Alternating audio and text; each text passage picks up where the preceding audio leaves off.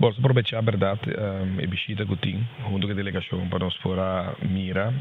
lo que está em plano que tem para Aruba também, na San Nicolás, colega, senhor Mike de Mesa, seguro, tá um de motor grande para trás, a intenção para vir com museu de carnaval, combinar naturalmente com o que nós estamos mirando aqui na caminho que tem praticamente outlet, caminho com gente a dor, botar aí que grupo de carnaval conseguir trazer arriba no grupo para o próximo ano e aproveitar de viagem a oportunidade para exponer-se aqui na turista, aqui na bota mira espaço grande que tem, que eu vou criar também, naturalmente nós não podemos escala aqui, pero sim a intenção que nós mira aqui, oportunidade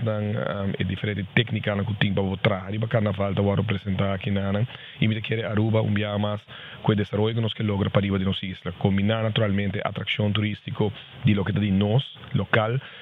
seguro essa que está feita de intenção aqui e a me digo bisa nós queda impressionar para o que está guardo apresentar aqui na e que naturalmente nós por tres um réplica de gele mais chiquito naturalmente, pero como uma atração grande de barrio de San Nicolás para o que trata o Carnaval Museum que o colega senhor de mesa está trazendo assim do Rio J, que o gabinete mais game dos está pondo ênfase também para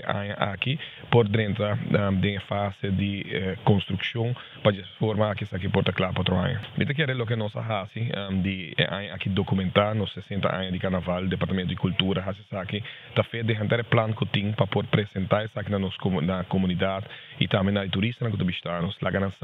foi Carnaval Atlanta a nasce com ele Atlanta nasce onde está a hobby bianos a enfocar riba parte de mercadeo internacional e a lubida arriba essência de que nós está para que nós turistas na busca é parte de nossa cultura é parte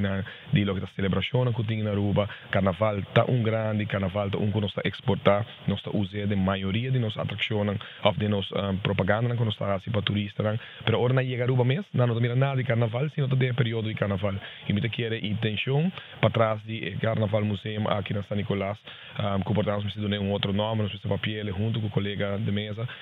lo me se cria a oportunidade é para exportar mais de lo que nos carnaval para que um festival mais grande que está agora celebrando na Aruba e me deve de bisa casa em Caribe.